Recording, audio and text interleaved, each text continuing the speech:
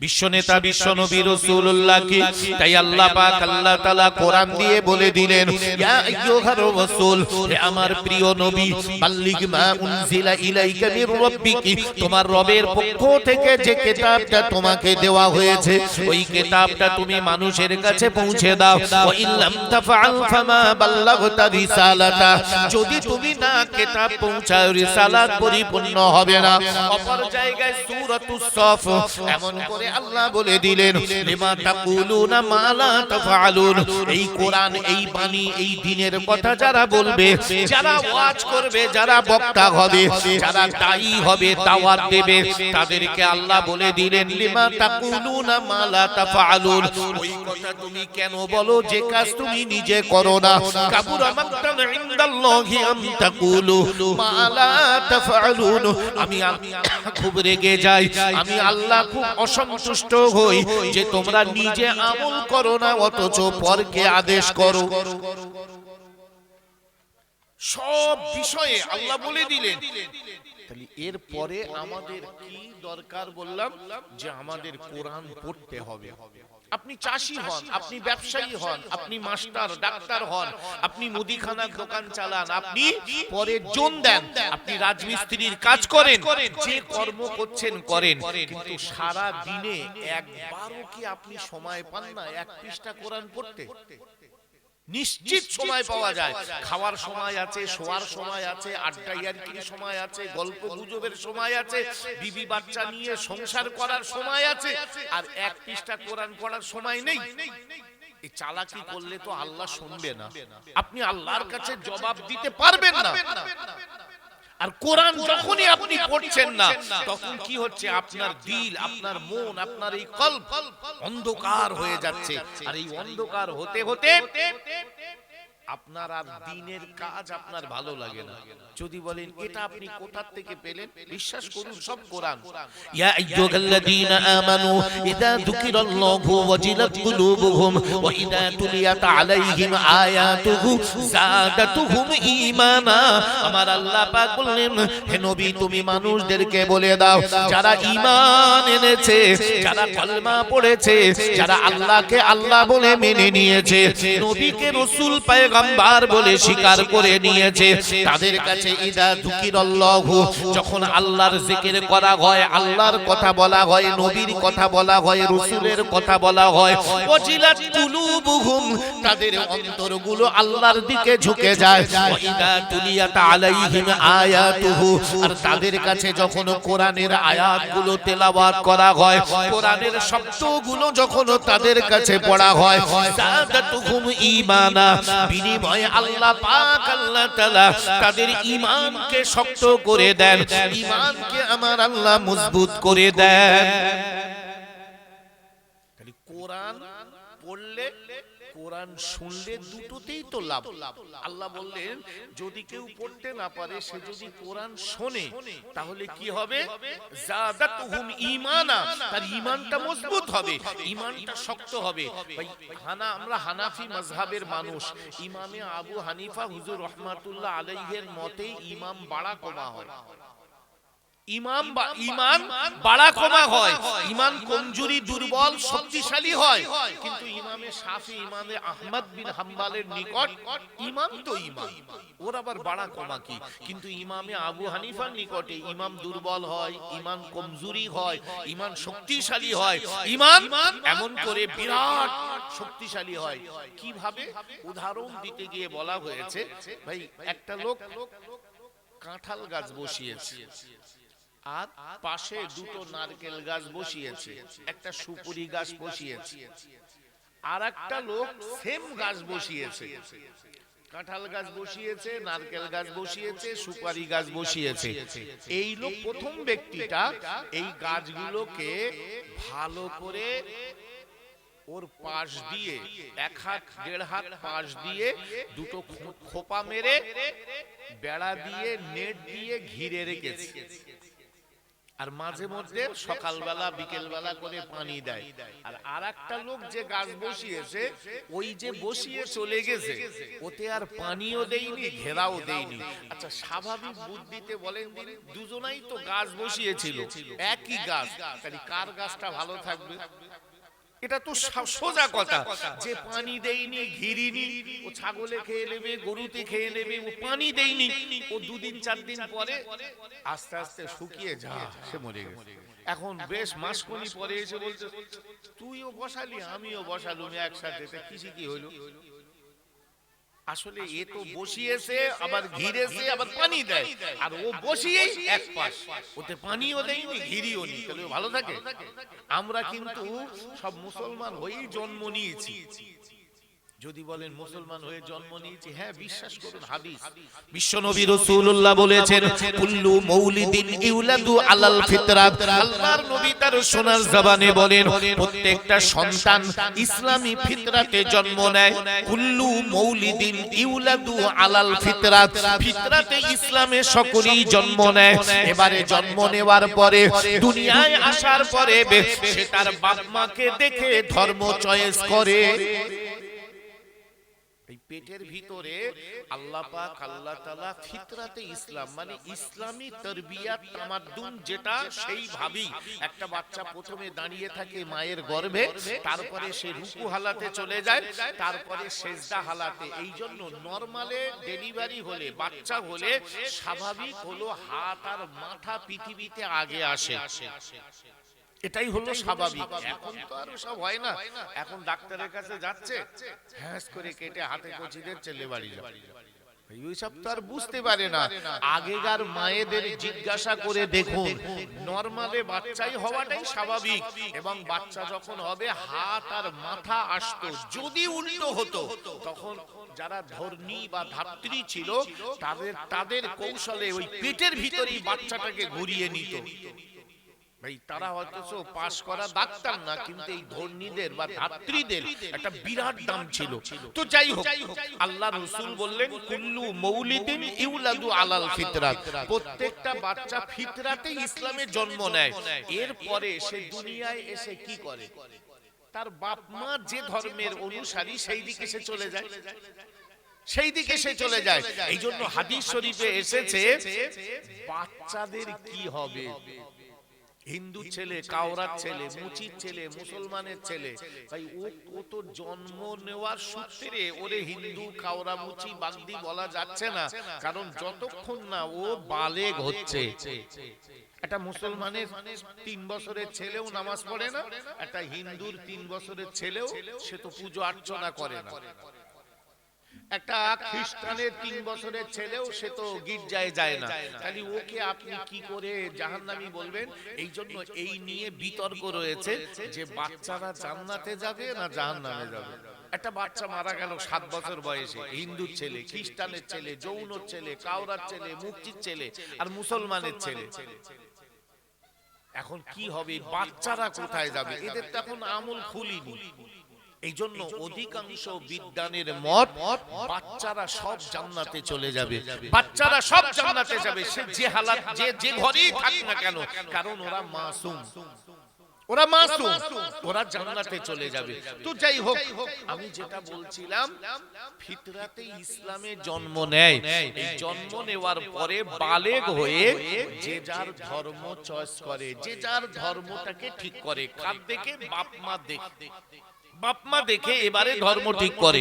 এখন সেই ধর্ম চয়ন করতে গিয়ে আমরা যারা মুসলমান বলে দাবি করছি এবং প্রকৃত মুসলমান, আমরা কি করছি? 12 বছর 13 বছর বয়স হয়ে গেছে, ছেলে মেয়ে মাদ্রাসায় পাঠাচ্ছি, বা নিজেরা নামাজ কালাম পড়ছি, ছেলে মেয়েদেরকে ডেকে দিচ্ছি।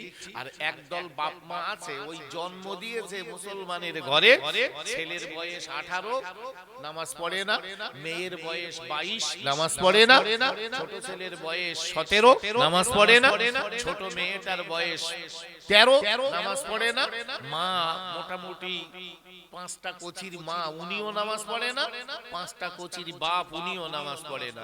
ভাই এখন এদের ঈমান আর যাদের ফ্যামিলিতে নামাজ কালাম পড়ে ছেলে মেয়ে বাপ মা সবাই ওদের ঈমান এই দুটো এক হয়?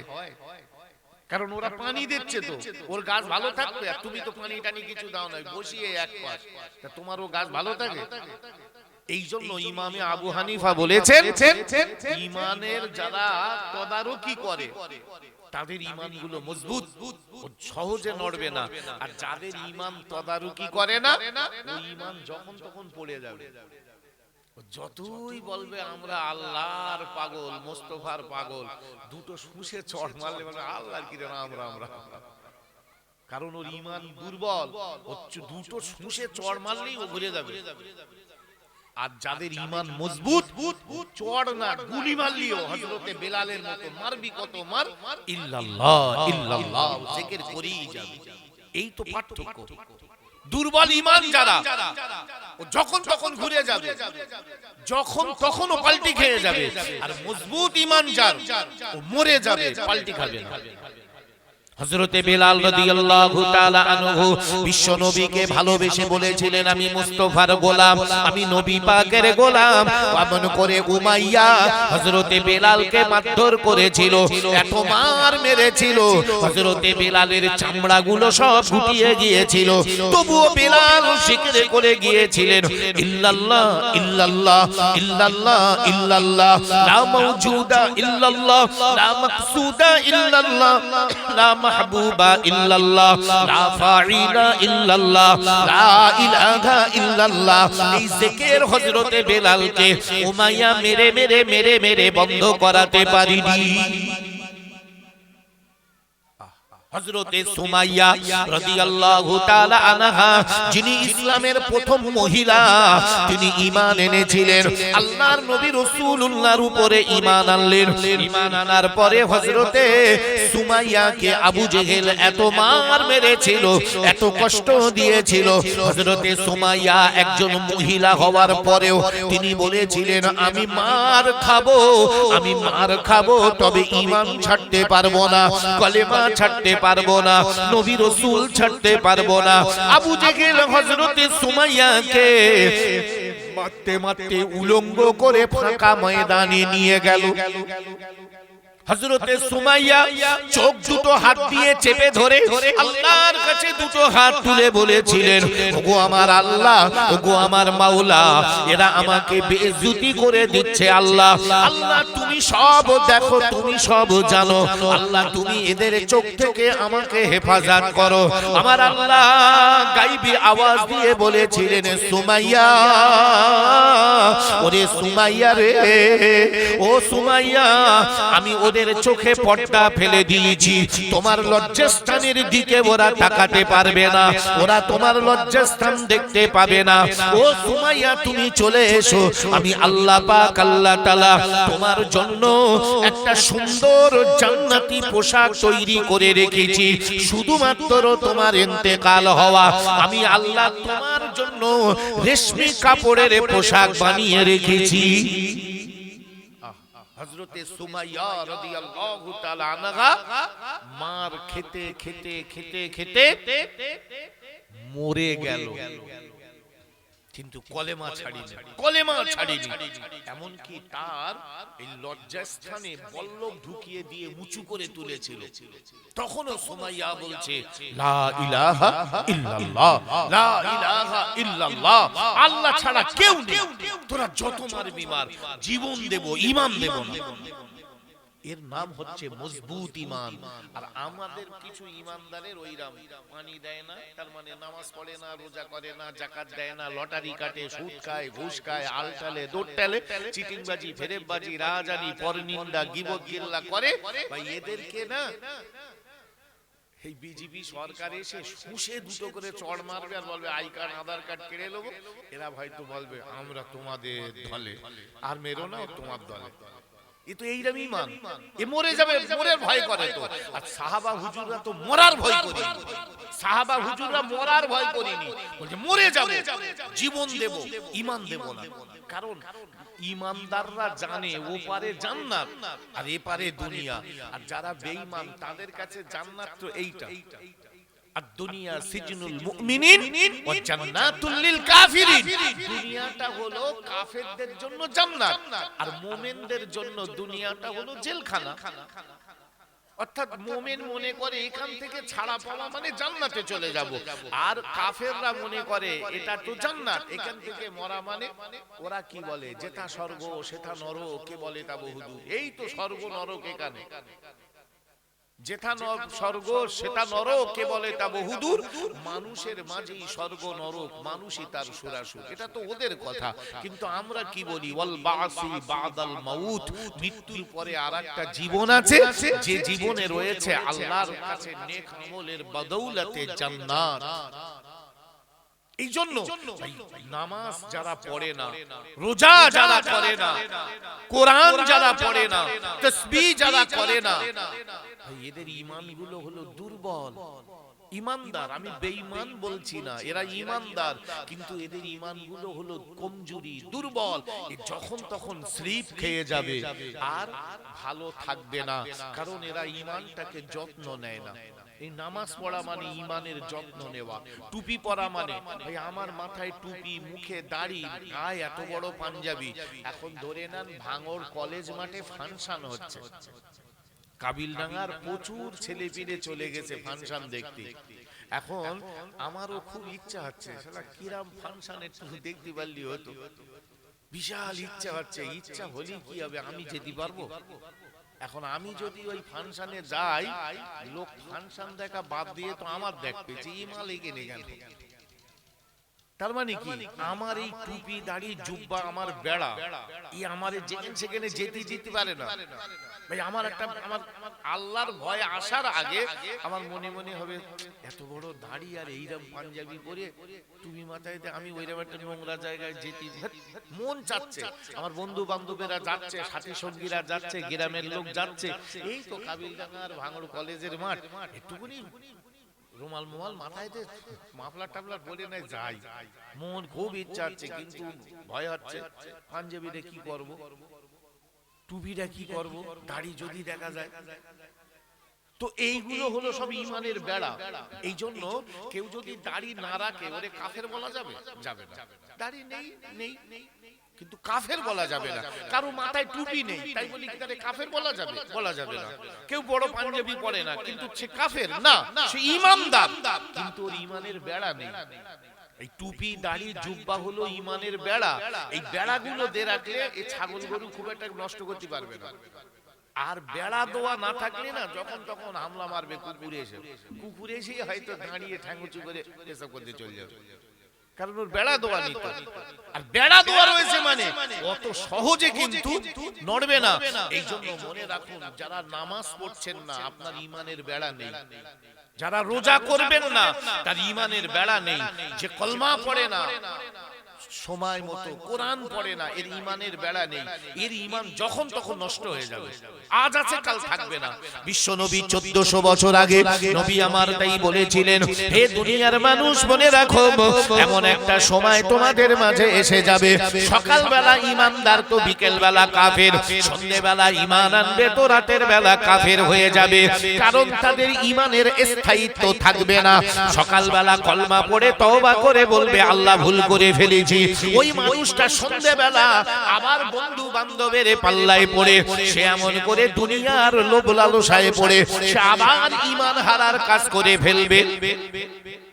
কোরআন শরীফে আল্লাহ বলেন, ওয়াইলুল লিকুল্লি হুমাযাতিন লুমাযা আল্লাযী জামাআ মালান ওয়া আদ্দাদা ইয়াহসাবু আন্না মালাহু আখলাদা কাল্লা লা ইউনবাদান্না ফিল হুতামা ওয়া মা আদরাকা মাল হুতামা নারুল্লাহিল মুকাদাতুল্লাতী তাত্তালিউ আলাল আফইদা ইন্নাহা আলাইহিম মুসাদাতুন ফি আমাদিন মুমাদ্দাদা। এই অয়েল নামক দুজক ঠিক করে রেখেছে আল্লাহ। এখন আপনাকে ঠিক করতে হবে, আপনি জান্নাতে যাবেন না জাহান্নামে যাবেন। ভাই কেউ ঠিক করে দিতে পারবে না। হাফেজ সাহেব, হুজুর সাহেব, পীর সাহেব, আলেম সাহেব, পীরজাদা, পীরের বাপ, পীরের বেটা, কেউ ঠিক করে দিতে পারবে না। আপনার গ্রামের ইমাম সাহেবের কি আল্লাহ টেন্ডার দিয়ে রেখেছে যে ইমাম সাহেব তোমার এই মহল্লায় যে কটা মরে যাবে ও আল ঠেলুক দৌড় ঠেলুক তুমি জানাজা পড়ে দোয়া করে দিলেই আমি আল্লাহ জান্নাতে দেবো? ভাই এইরকম টেন্ডার কারোর দোয়া আছে? তাহলে ইমাম সাহেব বলে দিল আপনি নামাজ পড়বেন না, রোজা করবেন না, লটারি কাটবেন, সুদ খাবেন, ঘুষ খাবেন, চিটিংবাজি করবেন, ফেরেববাজি করবেন, রাহাজানি করবেন, গীবত গিল্লা করবেন, আর আপনি মরে যাবে আর ইমাম সাহেব বলবে বিসমিল্লাহি ওয়া আলা মিল্লাতি রাসূলিল্লাহ। কবরে এটা বলে তো নাকি? এর মানে কি? আল্লাহর নামে নবীর দলে তুলে দিলাম। আচ্ছা বলেন দিন, কারে তুলে দিচ্ছে নবীর দলে? ও মাল জীবনে নবীর নামে কোনো কাজ করেছে?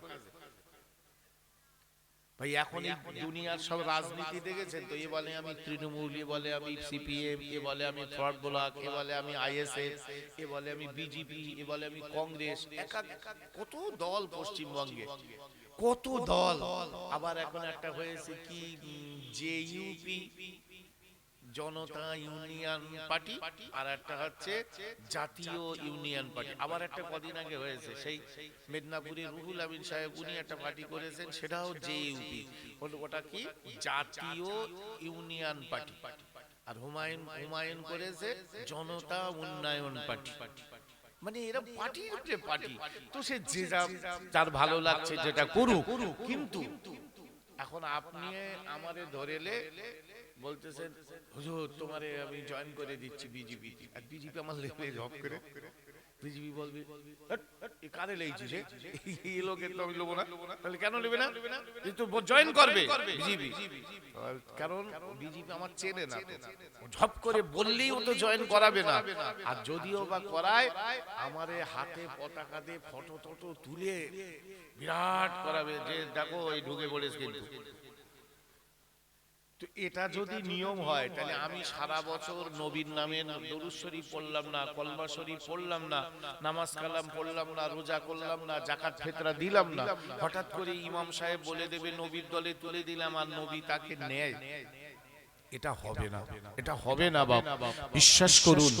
এখনো সময় আছে, আপনাকে ঠিক করতে হবে আপনি জান্নাতে যাবেন না জাহান্নামে যাবেন। কাল আল্লাহ যদি চায় কালকে মাগরিব বাদ যদি আমরা চাঁদ দেখি, কালকেই রাতের বেলা কি তারাবি হবে। আল্লাহ যদি হায়াতে রাখে আগামী বৃহস্পতিবার প্রথম রোজা, আগামী বৃহস্পতিবার প্রথম রোজা।